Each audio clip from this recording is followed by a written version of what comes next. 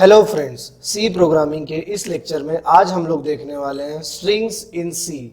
तो स्ट्रिंग्स क्या है उसे समझते हैं। सबसे पहले तो डेफिनेशन क्या दी हुई है। Strings are defined as an array of characters, मतलब बहुत सारे कैरेक्टर्स, मतलब एरे ऑफ कैरेक्टर्स को ही स्ट्रिंग्स कहा जाता है।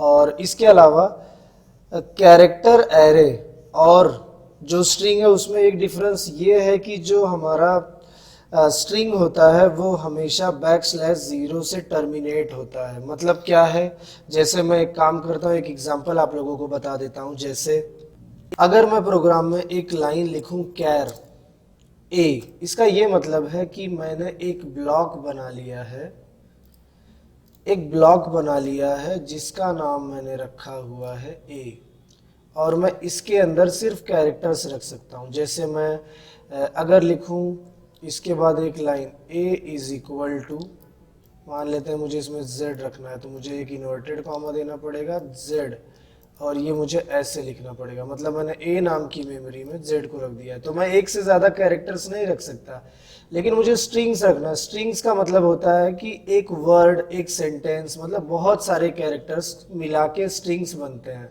तो मुझे सिंपली लिखना पड़ेगा कैर a ऑफ 8 ले लेता हूं। इसका क्या मतलब है? इसका मतलब ये है कि मैंने प्रोग्राम के अंदर 8 ब्लॉक्स बना लिए हैं। 8 ब्लॉक्स कैसे बने हुए हैं वो समझते हैं। जैसे मैं प्रोग्राम्स के अंदर ये रैम के अंदर ऐसे ब्लॉक्स बन जाएंगे। टोटल कितने ब्लॉक्स होंगे? 8।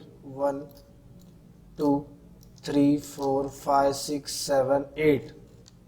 ये 8 ब्लॉक्स बन चुके हैं। नॉर्मली जो भी पहला ब्लॉक होता है वो हमेशा 0 से शुरू होता है, तो इसके इंडेक्स जो होंगे 0 1 2 3 4 5 6 7 यहाँ तक होगा।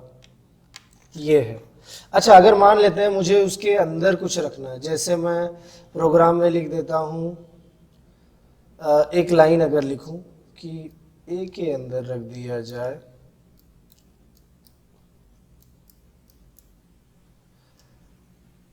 विकास, ऐसे, तो ये मैंने स्ट्रिंग्स रख दी है। तो नॉर्मली वी यहाँ पे आएगा, आई उसके बाद आएगा, देन के आएगा, देन ए आएगा, और देन एस आएगा। लेकिन याद रखो, जब भी स्ट्रिंग को रखा जाता है किसी मेमोरी में तो एक कैरेक्टर भी जाता है \0। ये एक कैरेक्टर है, ये भी जाने वाला है स्ट्रिंग के अंदर।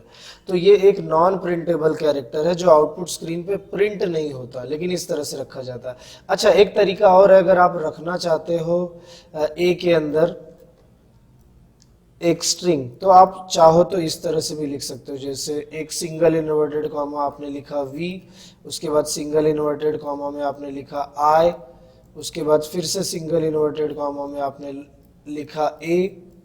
ये इस तरह से भी आप रख सकते हो एक एक कैरेक्टर्स को।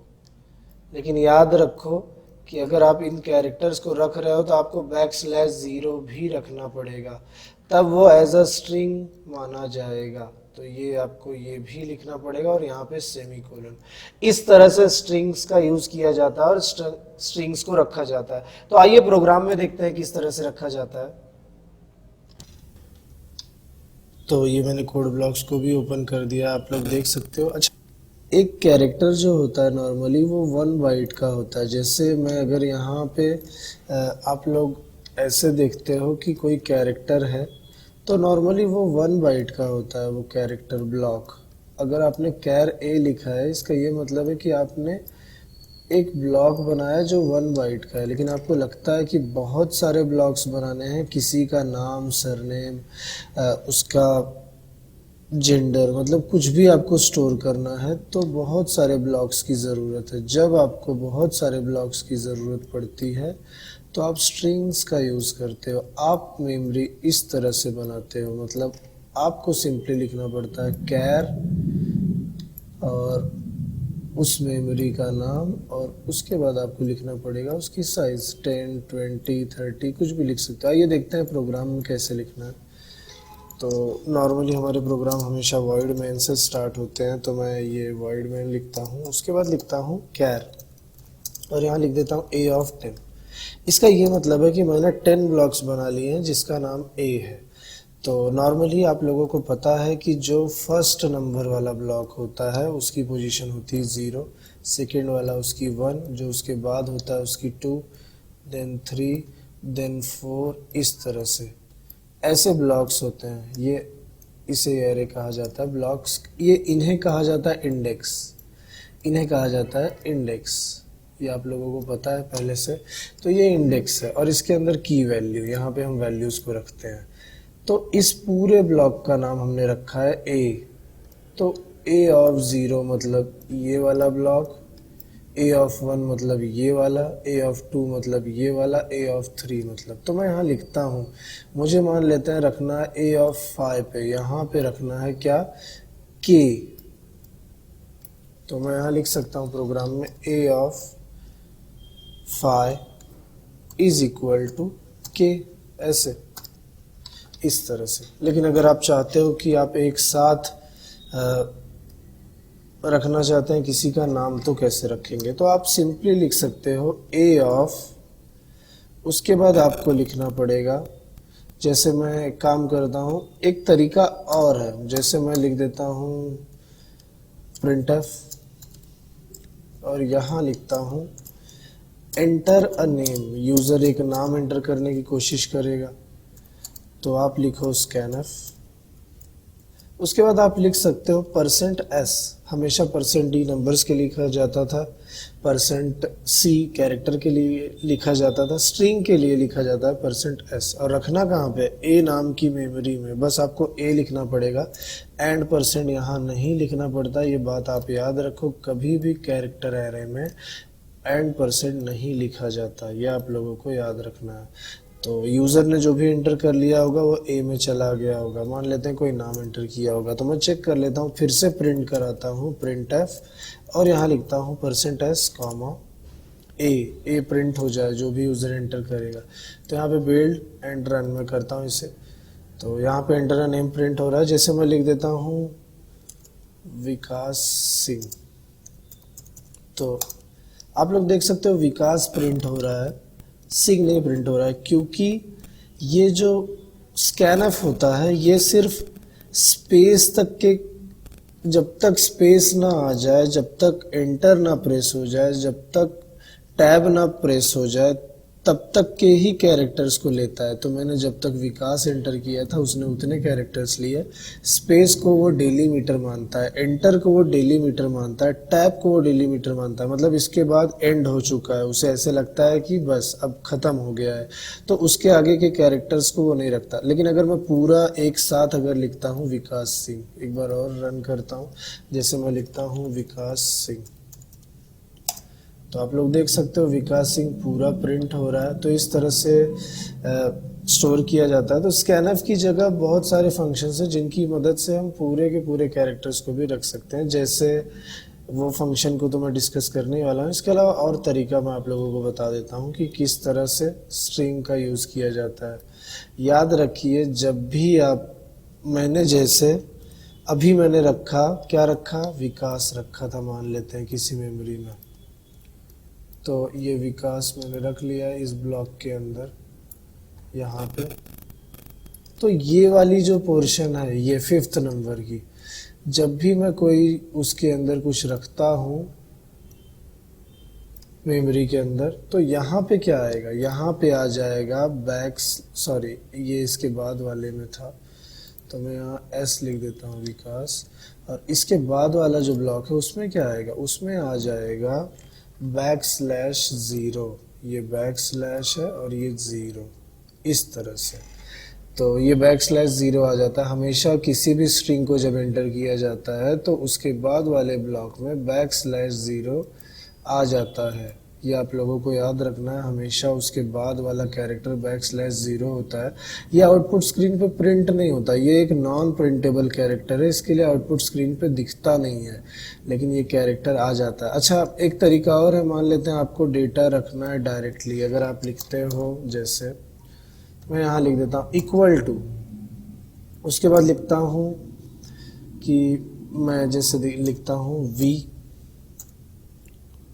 उसके बाद लिखता हूँ मुझे रखना है i, उसके बाद मुझे रखना है k, उसके बाद मुझे रखना है A, उसके बाद मुझे रखना है S। तो ये मैंने रखा। ये एक स्ट्रिंग फॉर्मेट में अगर मुझे रखना है तो मुझे इसके बाद \0 भी रखना पड़ेगा ताकि मैं ये बता सकूं कि ये एक स्ट्रिंग है। मैं यहाँ से इसे चाहूँ तो कंपाइल बिल्ड एंड रन कर सकता हूँ, लेकिन अभी कुछ प्रिंट नहीं होगा, मैंने थोड़ी प्रिंट कराया है। मैं चाहूँ तो यहाँ लिख सकता हूँ printf, उसके बाद लिख सकता हूँ %s, उसके बाद लिख सकता हूँ a को प्रिंट कर दिया जाए। तो यहाँ से अगर मैं बिल्ड एंड रन करूँ तो देख सकते हो आप लोग विकास प्रिंट हो रहा है। \0 कहाँ प्रिंट हो रहा है, नहीं हो रहा। लेकिन अगर \0 ना लिखो तो ये गलत है, ये याद रखना, क्योंकि ये एक एक कैरेक्टर आप रख रहे हो, एक एक कैरेक्टर हर एक ब्लॉक में जा रहा है, तो लास्ट में \0 भी रखना कंपलसरी है। अच्छा, एक तरीका और है आप लोगों के पास, अगर आप लिखते हो डायरेक्टली, जैसे मैं लिख देता हूँ विकास पूरा, तो ये तो एक स्ट्रिंग हो गई। स्ट्रिंग हो गई तो आपको डबल इन्वर्टेड कॉमा देना पड़ेगा, ये एस है, ये डबल इन्वर्टेड कॉमा आपको देना पड़ेगा।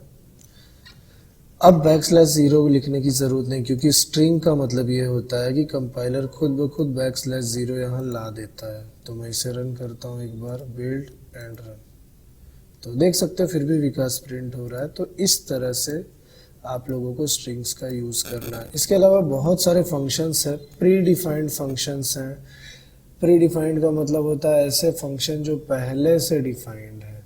यूज़र डिफाइंड फंक्शन मतलब जब यूज़र खुद, मतलब मैं एक यूज़र हूँ, जब मैं खुद डिफाइन करूँगा, किसी फंक्शन के बारे में बताऊँगा, तो उसे यूज़र डिफाइंड फंक्शन कहा जाता है। लेकिन कुछ फंक्शंस तो पहले से बने हुए हैं स्ट्रिंग्स के, तो वो प्री डिफाइंड फंक्शंस हैं, जैसे strcpy, इसके बारे में समझेंगे हम अभी। उसके बाद है strcmp, इसके अलावा और फंक्शंस हैं जैसे strcat, तो strncmp, मतलब बहुत strlength, len, मतलब ऐसे बहुत सारे स्ट्रिंग फंक्शंस हैं जिनका यूज़ कैसे किया जाता है वो हम लोग नेक्स्ट वीडियो में देखेंगे। अभी आप लोग मेरे चैनल को सब्सक्राइब कर लीजिए ताकि आपको सी प्रोग्रामिंग के सारे वीडियोस देखने को मिलें। C++, जावा, डेटा स्ट्रक्चर, ये आप बहुत अच्छी तरीके से सीख सकते हैं अगर आप चैनल को सब्सक्राइब करते हैं तो, क्योंकि मैं उनके भी वीडियोस अपलोड करने वाला हूँ। इसके अलावा